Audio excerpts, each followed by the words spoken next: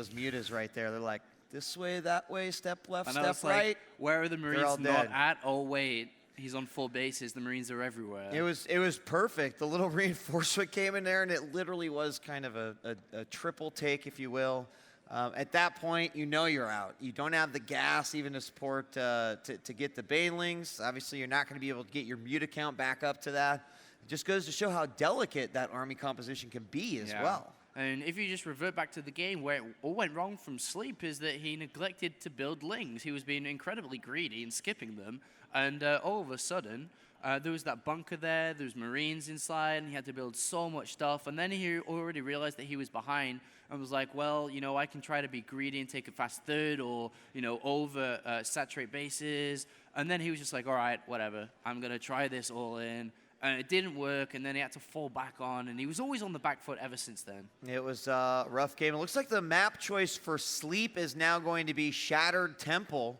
And, you know, one thing to also consider is that the early aggression there for MMA did work out certainly in his favor. I mean, he put Sleep fighting and basically traveling uphill from that point in time. And interesting map choice, though. Interesting map choice, because Shadow Temple is a very defensive map for Terran players and Protoss players against Zerg. So I'm interested to see what he has planned here. Oh, it's interesting. Interesting, DJ. I'll scratch my beard. Right. Well, guys, you ready here for game number 2? We've got both players from Slayers MMA versus Sleep MMA taking game number 1. And now we are going into Shattered Temple. Thanks for joining us here in Atlantic City. We're in the C-Max for IPL 3 Origins. Who's been here all 3 days? All right. Are you ready, Apollo? Game 2 here in the north position. Our red Zerg. He is Slayer's Sleep. The one Zerg fan out there. All right. Let's try this. See how many Terrans we got playing. The blue Terran in the south position from Slayers as well. It's MMA.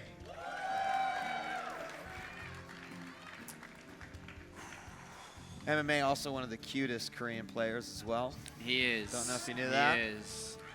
I think he needs to go to Puma and be like, this is how you do your hair. Because it's like hair battle. Hair battle. Hair battle. I'm onto that. So cross positions here, and in the grand scheme of what Sleep may have been hoping for, I wonder if cross positions also equates into that. You know, I could see where, okay, close by air gives me this advantage, cross position gives me this advantage. Now he's got to determine where he's at and go from there. It's an interesting location for this overload. Look how smart he is playing here. He's actually sent, you always see the first overload go to the right. Right. And he knows that, okay, there's no close by ground, so I'm not going to lose this overload really early. That he can definitely go all the way across and get absolutely fantastic position. And that's the problem on, I mean, Zerg players love large maps. They're like, yeah, it's really difficult. It's really long time for you to get to me. I've got excellent reaction times.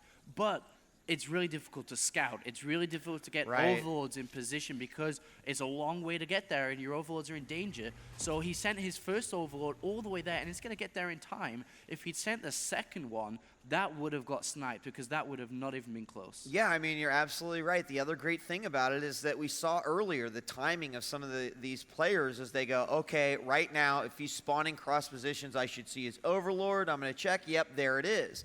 If you decide to go to the south first and then send it close by air, sometimes they'll just miss it, frankly. You might scout your opponent a little bit later, but in this position, it works out quite nicely for Sleep because he will have an overlord in a remarkable position here in the middle. As you can see, he might even going to take it beyond the line and then back here up on the cliff, which is a great place to have vision. And just thinking of the map choice again for Sleep, this map is really open in the center of the map. There's a lot of ground surface area for Sleep to get in with flank attacks, you know, attacking multiple different areas. And compared to a map like Shakir's Plateau, it's very filtered, very channeled. So that may be a reason why he chose it. He is going to get the factory scout here. He sees there is no reactor. So, well, actually, he did see that? Yeah, he did see that picking up. So he knows something's going to be thrown down there very, very shortly. But it may just be a fake. It might be. That's actually a great point as well. And he's going to throw it down. I think he feels like he has to show something, and he blocks this thrown in. We'll see if it will continue to be a fake or if he's going to go with it. And the reactor is there. I think he's going to go ahead and stick with that. The hatchery now down for Sleep, and he's also getting his speed as well. And he's not building lings again. It's really unique. I've never actually seen this happen before where a player neglects building lings right off the bat, because usually they want to feel comfortable with the Xel'Naga Tower range. They want to, be comfortable of what's been added onto the front of the ramp and so on. So, and at the same time, he's feeling very comfortable with right, every Terran player plays the same. I don't really need lings straight away. I want to get that extra drone in instead.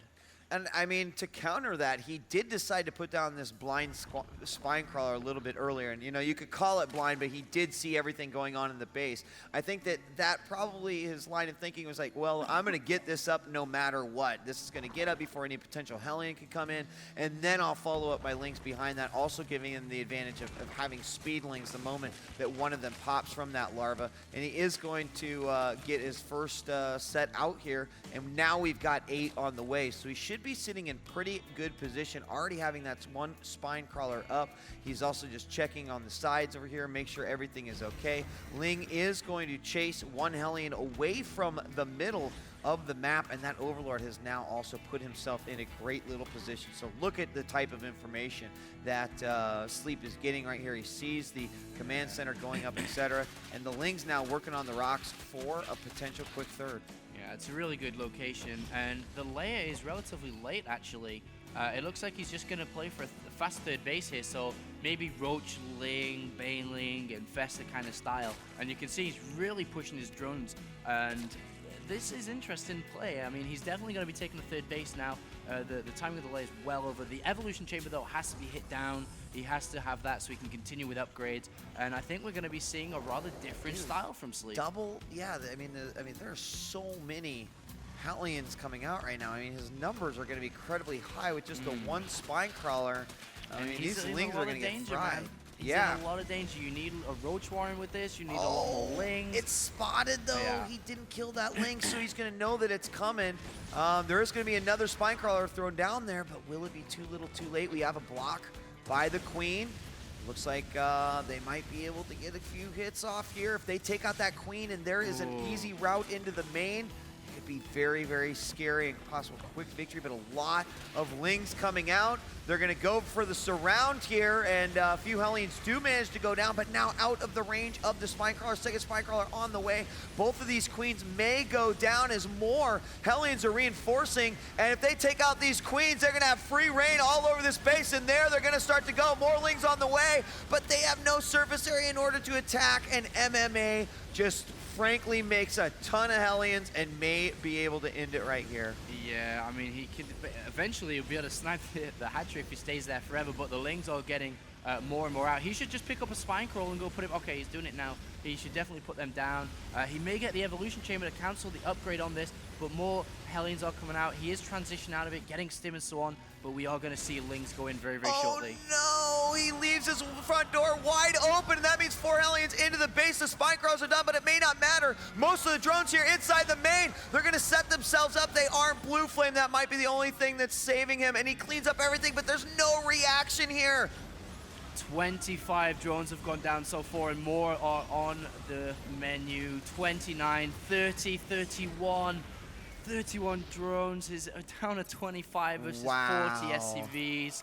And once more, MMA is going to be controlling this game. I just don't know what happened there. The front door was at least somewhat reinforced. He did move the spine crawlers, but he moved everything over here to the corner, give himself some room to work with. But when he did that, 4 Hellions waltzing in and just having their own little party inside the Zerg base. Apparently no one invited the Zerg, and it was not good at all. I mean, he can continue to push, and any additional damage he does here, Apollo, is just so devastating. Yeah, and basically MMA, at this point of the game, you have 2 decisions. You go with a very strong timing attack, or you go ahead and just ignore the fact that there's a Zerg on the map, and you just play your own game, you take your third, and then you just hit with a super strong mid game. attacks. So that's probably what we're going to see. And as you see, the third command center has gone down now. He's got double factories. He's going to start the tank production very, very shortly here. I'd be surprised if he did do blue flame, but he's not. He has gone double factories. Starport's up as well. Map control is in his favor. He's killing creep tumors. MMA can literally build whatever he wants right now. He is just so far ahead. Yeah, now we've got Marines. They do have Stim. +1 is on the way. There we see some Banelings being morphed. Easy target there for the Baneling nest. He's trying to move some Marines up there to get the additional damage going. And the Baneling speed starts. And this is going to be incredibly hard to attack here. And it looks like, I mean, he's got to attack before that Baneling nest goes down. He's got to force the damage off of there. Oh, he doesn't move anything! And the Banelings get the best of that. And MMA maybe not really paying attention. No, he doesn't get the Baneling nest. And he loses such a large portion of his force. Well, I said MMA could do whatever he wants, but that was not one. Because now he's quite far behind. Well, not behind, but he's lost his advantage. And things are starting to equal up now. The fact that the 3 hatcheries up, he can very well build a lot of drones with all these love jets. He's easily back at 50 now versus 57. And the Spire is now on its way. And when you have 3 bases like this, the Spire actually becomes really dangerous because you're able to get 6 gases compared to 4. Therefore, the Mutalisk count is going to be a lot higher than usual. And I think that MMA is going to be trying to hit a timing attack. I wouldn't be surprised if he threw down a scan and was like, all right, you're at layer now. If you're going to go Spire, it's going to be coming down around 1430. Let's try to do this. And we've got some Lings going out, just trying to get some additional map control. Hellions are going to move around. Oh, one Hellion is going to go down, attempt to get that surround.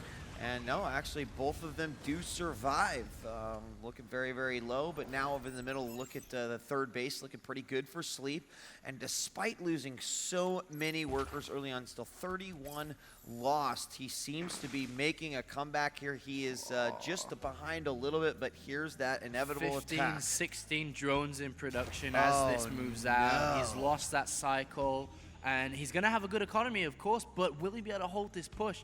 I mean, Scan's going to go down, get rid of all the creep. Maybe a counterattack, maybe an option, but he just does not have the numbers, DJ Weed. No, he doesn't, and I'm also not sure if he's got the Banelings at this point. We do have quite a few Banelings. They do have speed now.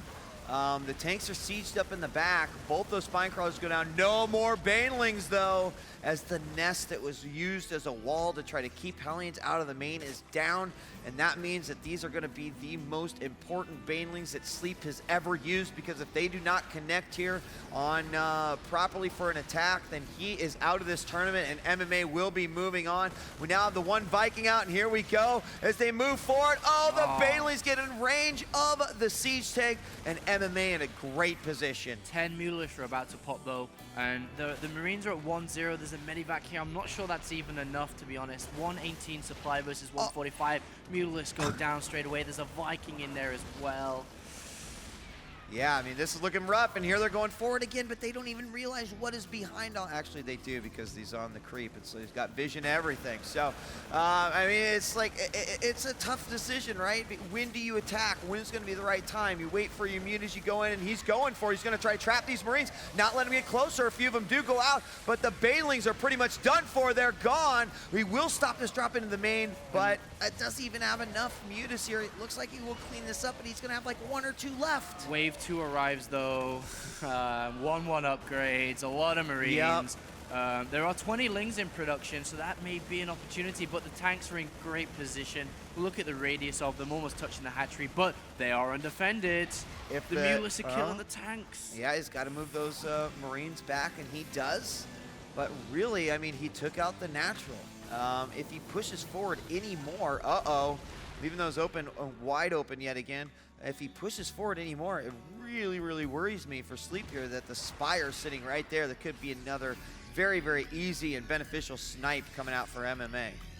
And right now, MMA's adding on 3 more barracks. The Ghost Academy, a 4th base as well, a 5th base. He's taking the mickey, as we say in England. I have no idea what that means, Apollo. Nobody else Nobody does. Everybody in England at 3 a.m. is laughing, but I don't think here. that's real, buddy. I think you're just making up words now. No,